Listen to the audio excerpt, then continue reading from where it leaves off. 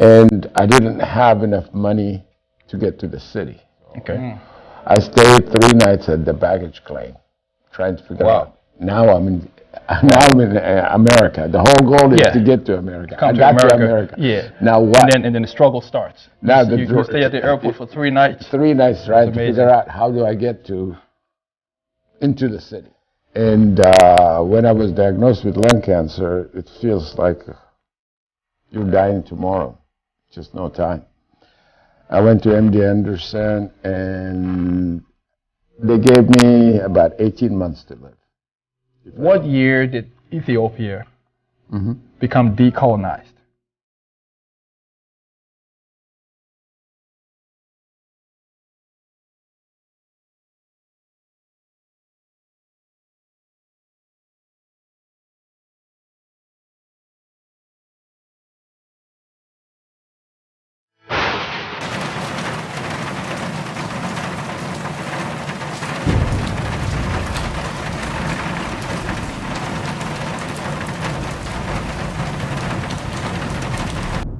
Please come in this chair.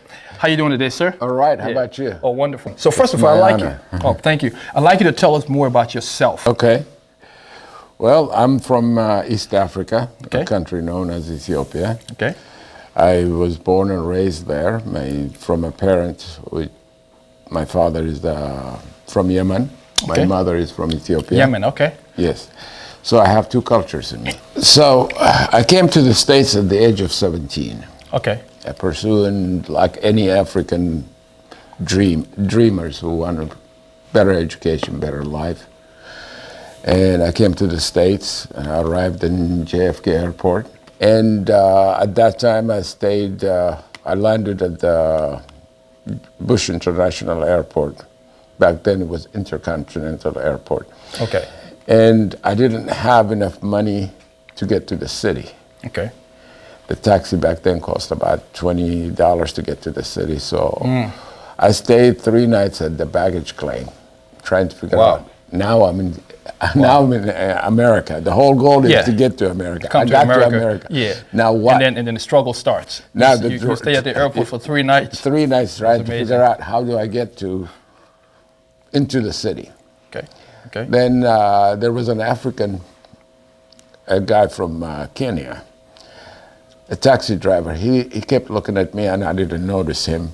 Then he approached me on the 3rd day and he said, what are you doing here? And I thought I was occupying a space that's not allowed. Or I said, I'm so sorry, do you want me to move? He said, no.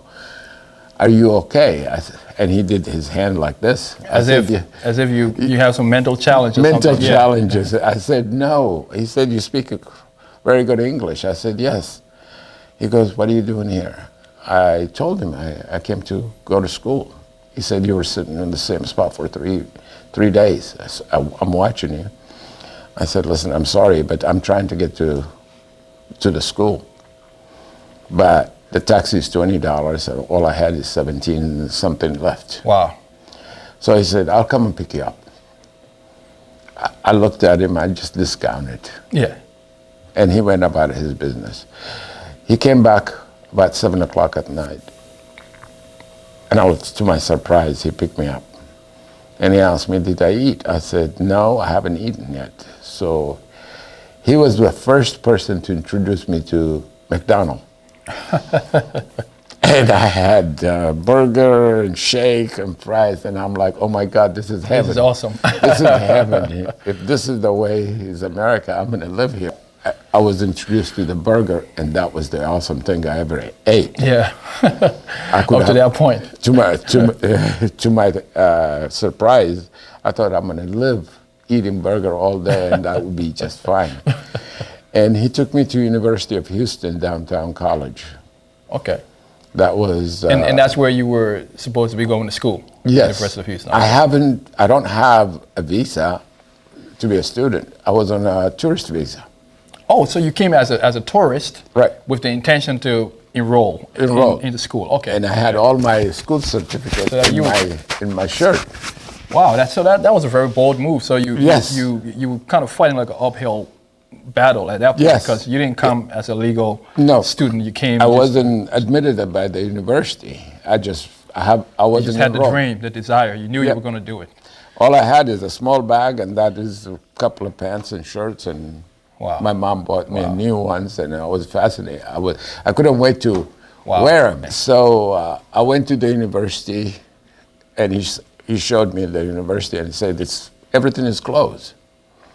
Yeah, we have to come back tomorrow morning. And he said, well, I'm going to take you home with me. He said, I have Wow. a family, and I'm not going to let you stay out on your own. You are an African, Okay. and you're okay. too young. I don't know. I just You want to trusted take the us guy. back? Like what? At what age? Around 17. You're 17 years old. Yeah, Came here as a teenager. teenager. Just with a dream. Just a dream. You really had no plans at that time. You just had a mental picture of where you wanted to go. Yes, Or what you wanted to do, but you really didn't have anything planned out. 17 years old. A No, teenager. there wasn't any plan because Wow. I went to American Catholic school in Africa, Okay. and that school is basically, I can help you turn. There was a way to turn up volume. There we go. and that school was American Catholic missionary school. So I spoke English. So you had that I was opportunity. fascinated by the history of America. Yeah. And my favorite was at that time was Martin Luther King. I read so many books about him. Okay. I was fascinated by him and John F. Kennedy, Okay. and the dream of just being an American, just speaking the language. That's the reality of most immigrants who. Yes, that's the eventually- dream of every African kid. Yeah. Is to do what we see in the movies. Yeah, exactly. And that's what fascinated us and drove us. Absolutely. But at the same time, when I came to America, it was totally, I thought I was lucky one, just to be able to afford the plane ride. To be able to get afford, here. yeah, absolutely. So your parents bought you the ticket to come. My mom bought me. Bought you the ticket. Okay. And she just bought you the ticket. And did she give you any money? Or she just said go and then take your chances? No. How was that? Take us back. How did that happen? Well, the whole idea is about getting to America. So that was just it. Yeah. Get there. And Get everything there, else. and everything else you can figure it out. Okay. So I have never had more than 50 Ethiopian birrs Which is okay. in my life. Okay. Now I have American dollars. That was amazing. I had 40 American dollars, and I thought that was a lot of amazing. money. 50 Ethiopian birrs Which is okay. in my life. Okay. Now I have American dollars. That was amazing. I had 40 American dollars, and I thought that was a lot of money. Okay, so took us back to so this Kenyan Texas driver decides to take you to his house. Right. To spend the night, and then what? I spent the happens? night with him, and he had 2 kids. I slept on the sofa, and he was very nice. Okay. And the first thing in the morning, he took me to the university. Okay. And the first thing in the morning, he took me to the university. So I went in and I told the admission office that I want to go to school. Okay. The lady said, yeah, you're in the right place. Okay. What's your social security number? And I didn't understand what she was saying. Because I didn't know what social security number is. Yeah.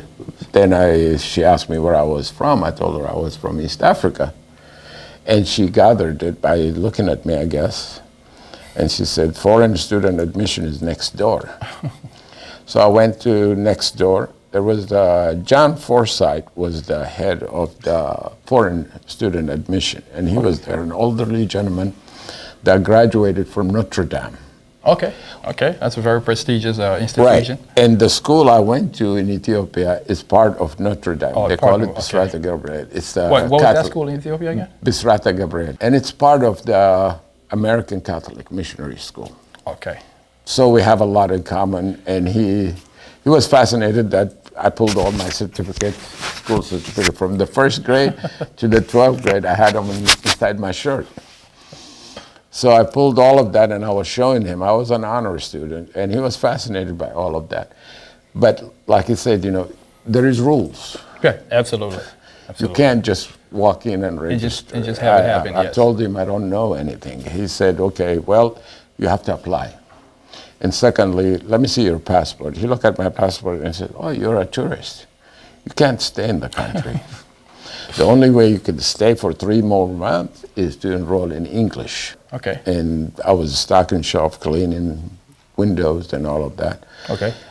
That's awesome. And I got promoted from a stocker to assistant manager. Manager, and then to manager. To manager, then pharmacist, Okay. to pharmacy manager, to district manager. You became a district, so that's where I want to start. So you became you got your doctorate in pharmacy, and then you ultimately worked your way up in a company and became a district manager, which means you were managing like an entire area, like a couple of stores. No, I had about 27 stores. 27 stores. That's actually amazing. You went ahead and became a district manager, and now you are a business owner. Yes.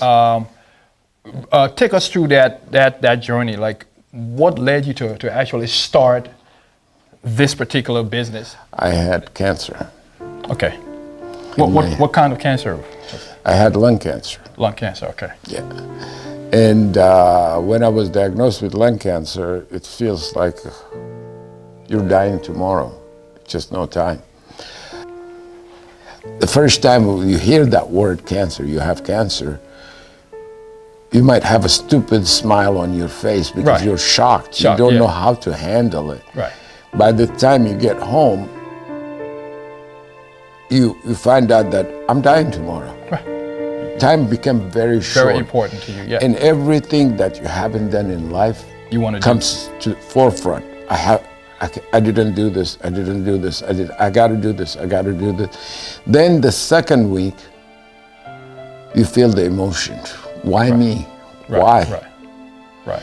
And a lot of cancer patients, they struggle with that because the why me is a self-pity, and you're trying to find out the reason. The reason, right. Why God did this to me. Right.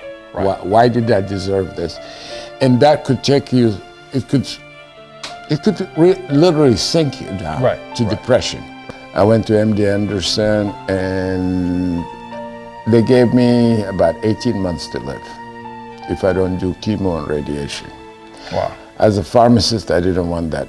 Yeah, you obvious. I didn't want that in me. At that time, I was a single dad with a daughter to raise, and I didn't want her last image of her dad to be that flared, struggling, who can't get up or can't even take a bath. So I was against the chemo, and basically, MD Anderson said, if you don't do the chemo, we can't take you in, and that I will have 18 months to live. So I decided to go back home. Okay. So I decided to go back home to say goodbye to my mom and my brothers and sisters my own way. Wow, so you went back to Ethiopia? Yeah, without telling them I'm dying. So when I got there, it's normal in Ethiopia. They will ask you how long you're going to stay, because they know we don't stay too long. We stay maybe 2 weeks or 3 weeks. And we're out. And I told my mom, I'm here for a while. And that didn't sit too good with her, because she looked at me, she said, did you lose your job? I said, no. She goes, that mother instinct. Yeah, she goes, are you sick? I said, no. But she didn't buy that. She just accepted it, but she didn't buy it because I knew something was wrong. And she goes, okay. I said, I will stay with you as long as I can. And that didn't go over very well because she's suspicious. I used to notice my mom comes in at night after midnight while I'm asleep, and she will open my chest and rub my chest and pray and pray. And I pretend like I was asleep half of the time. But she knew there was something wrong, but she couldn't say it. Yeah, there's that mother. Yeah, the instinct is there. So after staying for the first time, stayed almost 2 months in Africa, I decided to come back to my daughter, my way of making peace with the family and just get. When I came back, a friend of mine texted me and said that there is a thoracic surgeon at Methodist Hospital and Medical Center. His name is Scott Rule. He's an awesome surgeon. Maybe you need to talk to him if you're not doing chemo. I said, sure, why not? Any option. I went to see him. He was the most wonderful doctor I ever met. Human. He's actually really human. Now, there's got to be a reason why you said you you made an emphasis on a doctor being a human. Yes. I think I understand because Yes. we know you want to elaborate on that a little bit. Why The did you way- specifically say he's human? Because we know every doctor is a human, but there's a reason Yeah, why you say that. He has a lot of humanity. One is he listened to what I wanted. Okay. Contrary to all the doctors I met that disagree with me about the chemotherapy, this guy actually was willing to listen. He's willing to listen. And the only thing I know is my question to the doctor, can I live without medication, Right. without chemo? He said yes. But he said they will struggle. I didn't hear that part too well. Yeah. So when I went back to the doctor, he said, when can we schedule it? I said, anytime. He said, are you ready? I said, I'm ready. I have so much fight in me, I was ready. When I was wheeled into the operating room, the last person I seen was my daughter. And she said, I'm gonna wait right here. I said, I'm being back. I'll be back. Just don't go anywhere. She was crying, but I wasn't. Wow. And I went to the That's amazing. operating room, and the guys were giving me the shot to numb me and all of that. Between the shot, I was telling them, hey guys, I'm a single dad. I gotta come back. Make sure. And everybody kept looking at me and says, oh, of course, you will be back. And that optimism, and I lost conscience. When I woke up, first thing I see is my daughter. I know I made it. I know I made it. Wow. And after that, So basically, what kind of procedure was that? Did they remove your lungs or they removed the entire lung. remove the entire lung? Yeah. Okay. I don't have the left lung. Okay. Okay. At that time, I didn't know the left lung is bigger than the right one. So once I came back from the hospital, I could literally walk 10 steps and ran out of air. Yeah. And I spent the next 2 months in the house, sitting in front of the garage door. I could get to my garage door, but I can't clear my driveway. I was scared to clear my driveway, and the mailbox is around the corner. My goal was to make it to the mailbox and come back. Just the simple things at that point. Yeah, just to walk to the mailbox. And after 2 months, one day I got up and walked to the mailbox. And once I got there, all I wanted to do is call my daughter and scream that I made it to the mailbox. Can you imagine that? Yes. Can you imagine that? Just something as simple as that. I Most didn't people would even, say, I didn't even think about how the hell am I going to come back. yeah. I just wanted to make that goal. And I made it to the mailbox, and I called my daughter. She's in class. And she thought it was emergency. She picked it up. All she can hear is me screaming. I said, I made it to the mailbox. And she's like, Dad, who else is there? I said, nobody. She goes, don't move, I'm coming in. And she came rushing in. By the time she came in, I made it back to my chair. And that gave me a whole lot of hope. Well, yeah, after you go through an experience like that, I mean, Yes. you're left with nothing but just confidence and hope in. And every morning ever since, I walk to the mailbox and come back, and my neighbors cheer me on. They know my struggles, and they were just very happy to see me walking out. Every stage, we need someone to know. Oh, yeah. So even if it was just your neighbors cheering you on, that meant a lot. Then I started researching. What else? How can I raise the capacity of my lung? Yeah. So then ultimately, how did that connect to you actually getting into this business? When I was recovering at home, a friend of mine, another store manager, brought me a gallon of alkaline water. He said, this water is supposed to be good. Try it. I didn't think much of it. Yeah. In the morning when I make my coffee, I have my Costco water in the pantry. And I ran out of the Costco water, so I opened that jug. Let me try this water. Yeah, I dropped it in there while I'm waiting for the coffee. I poured some in a glass, and I was tasting it. It tastes different. Tastes good. And at that time, I used to wear the monitor, my oxygen monitor. Okay. And I had half a glass of water, and then I had my coffee. And after that, I find myself drinking another half glass of water because it tastes so good. Before then, my highest oxygen level in my with the meter was 86. Now I'm seeing my oxygen level going up 90. as you're drinking that water. Yeah, it goes up. Every 2 hours, I see my oxygen level up.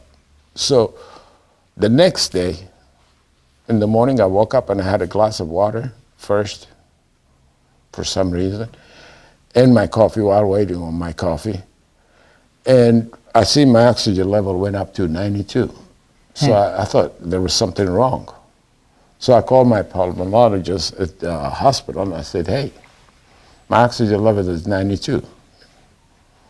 He said, there's something wrong. Either your battery, check the battery. I checked the battery. It was fine. Couldn't believe it. He said, you know what? Go ahead, come in. I went to the hospital to see him. And he checked it. It was about 91, 92. So he said, okay, write down everything you did, everything you're taking. I wrote down everything I did except didn't click in my mind that I changed water. Yeah, because I mean, who's thinking about water? So ultimately, you guys were able to figure out that the water was the water was the only, all along, it's the water, it's not. So I see you have a, so this is where you have, you know, your different pH levels of Correct. water. Correct. I'd like us to go over there for a little bit and just Sure. talk about these numbers. Sure. Tell us a little bit about, you know, what these numbers are about and what are the essential benefits of these numbers. Okay. Why, you know, if someone were to come and get this water, what do these numbers mean? So you got a pH of 3, a pH of 4, Right. 5, 6, all the way up to 11. Yes. Talk to us What about it this. means is here is the pH level of the water. The average pH for a human being, when we are born, we are 7.5 pH. Okay. When we are born. As we age... pH of 7.5. Yes. So what does that mean? Does that mean acidic, basic? I mean, No, that's alkaline. That's alkaline. Anything over 7 is alkaline. Okay. Anything below 7 is acidic. Okay. Absolutely. As a baby born, it's 7.5 pH. Okay. So As it's we a little bit of alkaline. Yes. As we expose ourselves to sodas and the environment and build acidity, our pH level goes down. The more our pH level goes down, is the more our body becomes acidic. Okay. So and acidity in the body, is it good or bad? Oh, very bad. Very bad. Because all illness based on acidity. Acidity triggers all illness, inflammation. So illness thrive on an acidic environment. On an acid environment. Like, for example, in 1931, Dr. Otto, a German scientist, Dr. Otto said, I didn't know we have a Nobel Prize winner in 1931. He said, in the absence of oxygen in your cells radicalize and become cancer. Wow. That's the cure of cancer right there. Just having a very high alkaline. Yes. Coming to me crying, saying you miss having me around. Gave you chances and you blew it. You so easily influenced. All the times you told me beat it, now you got it. Yes. Well, on that note, I always like to close up these interviews with some trick questions. Okay. And so I'm going to ask you questions specifically about Ethiopia. Okay. What year did Ethiopia become decolonized? Ethiopia never been colonized. Question number 1, you got it. You're very smart. What other African country? There are 2 African countries that weren't colonized. It was Ethiopia and which other country?